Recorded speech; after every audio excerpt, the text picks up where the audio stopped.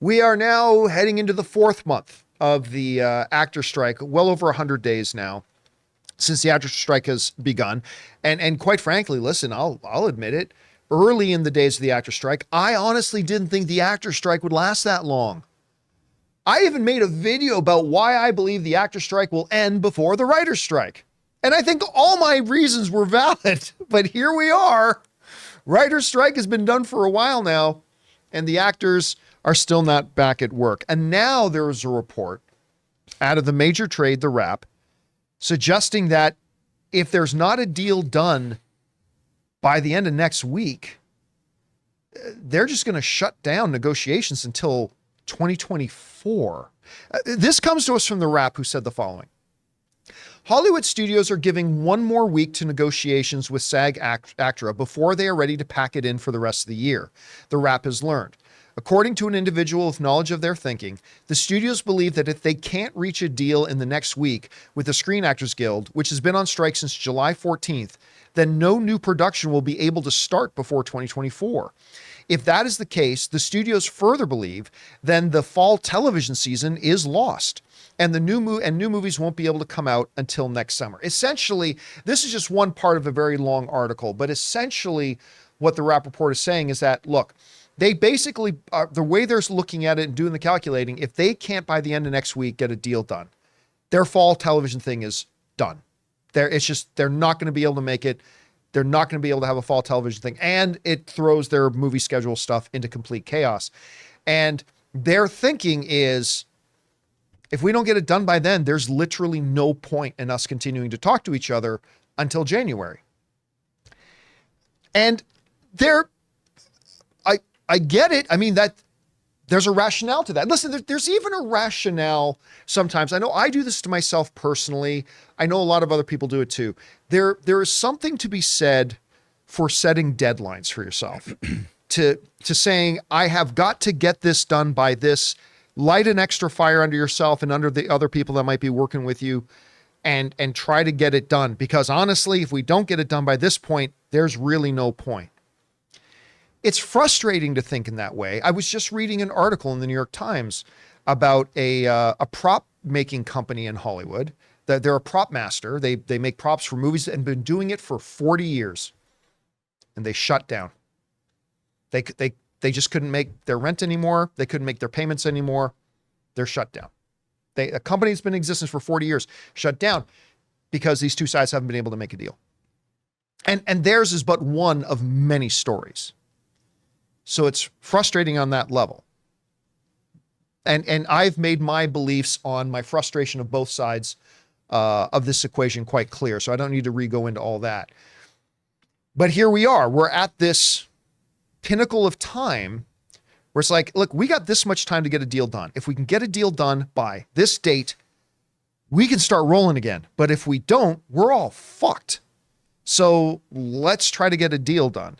I'm going to sit here, Chris, and do what I've not done lately and try to be a little bit optimistic and believe that I think with the studios and actors all looking at the very real possibility that, hey, your entire season of television is going to be gone. Your entire, this period that you use for marketing, building up, getting your movies done is going to be gone. I'm going to sit here and believe that necessity, what does they say? Necessity is the mother of all invention. Yep. I'm going to sit here and believe, maybe naively again, that necessity is going to really motivate the negotiators in the room to swallow whatever they got to swallow and just get a deal done and say, whatever stuff was too hard to swallow, we'll revisit in 3 years. I don't know, because remember, these deals will only last 3 years. Yeah. They got to revisit this again in a couple of years.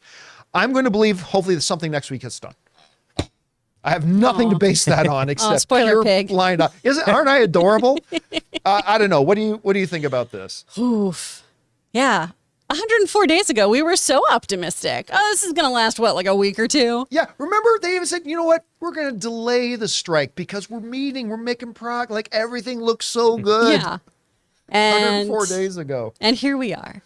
Guys, we want to take a second to thank a sponsor of today's video, Mint Mobile. Signing your life away to a big wireless provider is kind of like being trapped on a roller coaster from hell. Sure, it looks like fun at first. They probably even threw in a free phone, but now you can't get off. Month after month of insane bills and unexpected thrills, like overages and surprise fees. If that sounds like your current big wireless plan, it's time to get off the ride with Mint Mobile. For a limited time, wireless plans from Mint Mobile are just $15 a month. That's unlimited talk, text, and data for just $15 a month. You guys know before I came to Mint Mobile, I was paying triple what I am paying now on the standard big wireless plan, and I will never go back. All plans come with unlimited talk, text, and high-speed data delivered on the nation's largest 5G network. Use your own phone with any Mint Mobile plan and bring your phone number along with all your existing contacts. To get your new unlimited wireless plan for just $15 a month and get the plan shipped right to your door for free, go to mintmobile.com/Campea. That's mintmobile.com/Campea. Cut your wireless bill to just $15 a month at mintmobile.com/Campea.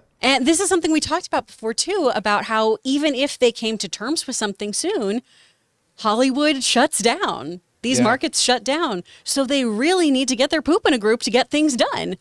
Y'all, I hope y'all like that Squid Games reality show.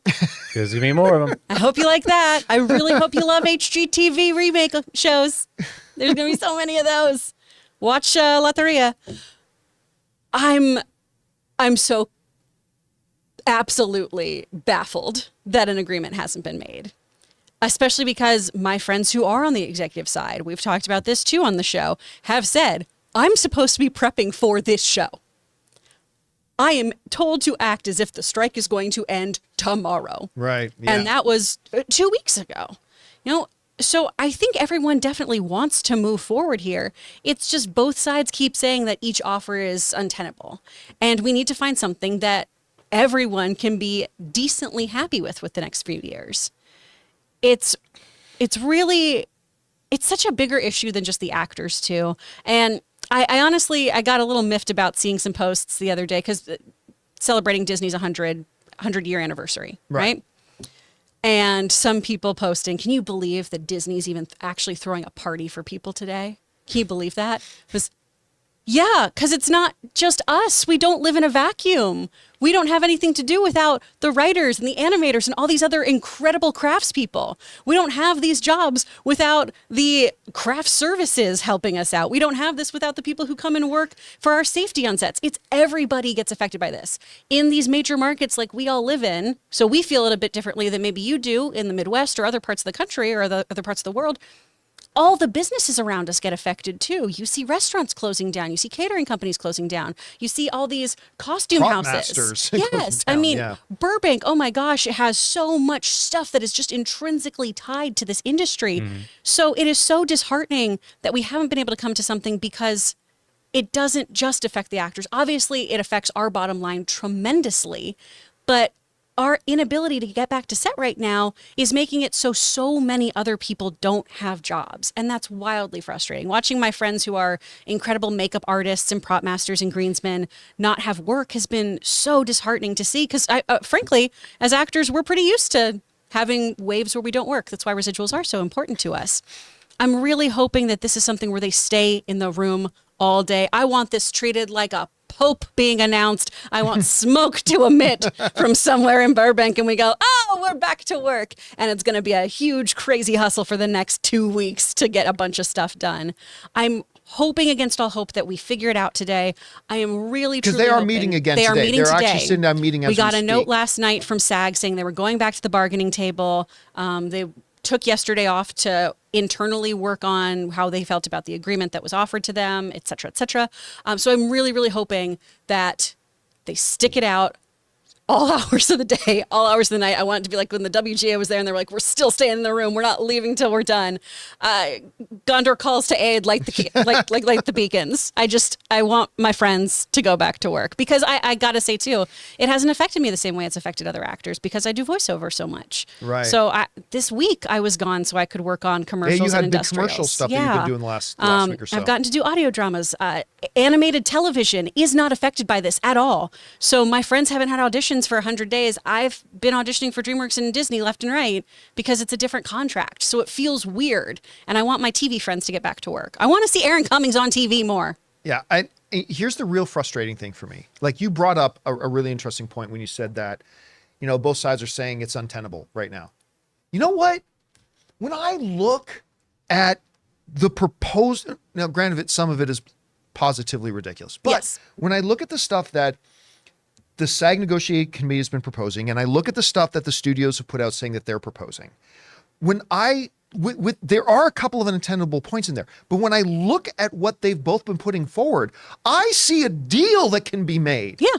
Like, that's the first, like, Chris, you and I and Jonathan, and I think most of you guys watching, when you look at this stuff that they're putting out and saying, well, we're offering this and we're offering this, I think all of us with any common sense can look at it and say, there's a deal to be made here, guys. Yeah. There's a deal to be made here. Almost every time we've ended the show, we've talked about, well, couldn't you just do this, this, and this? And I'm sure it's much more complicated Absolutely, than that in 100%. the room. Yeah. But I know at least the three of us have had even days like of like, saying- oh, that's something you could compromise Even on. like coming back 75% or 50%, as opposed to like, we'll never get this done, I'm walking out. Yeah.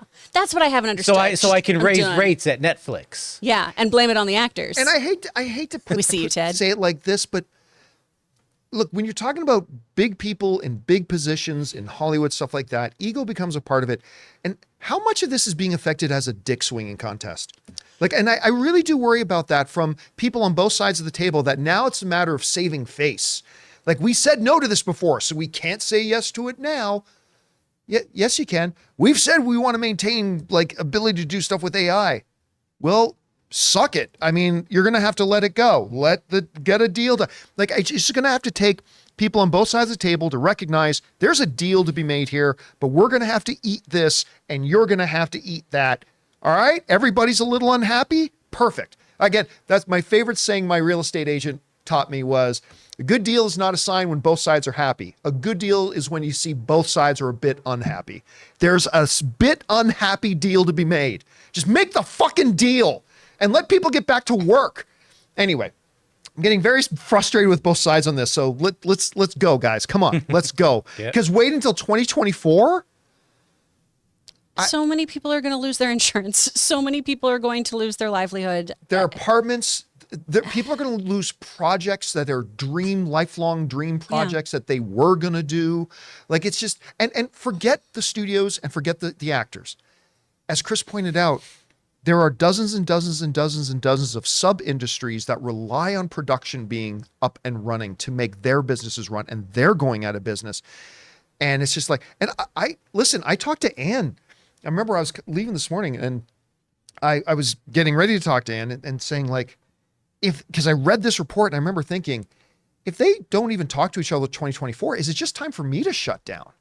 Is it just time for me to shut it down? Because like there's not going to be enough for us to talk about if they don't even talk to each other again until January. I mean, so we need to see these guys get their act together. Hey guys, thanks so much for watching this video. Make sure you like the video, leave a comment, and subscribe to our channel. And don't forget, we have a daily podcast called the John Campea Show podcast, available on Apple Podcasts, Spotify, or your favorite podcasting app of choice. Go and subscribe to it today so it'll be there when you need it.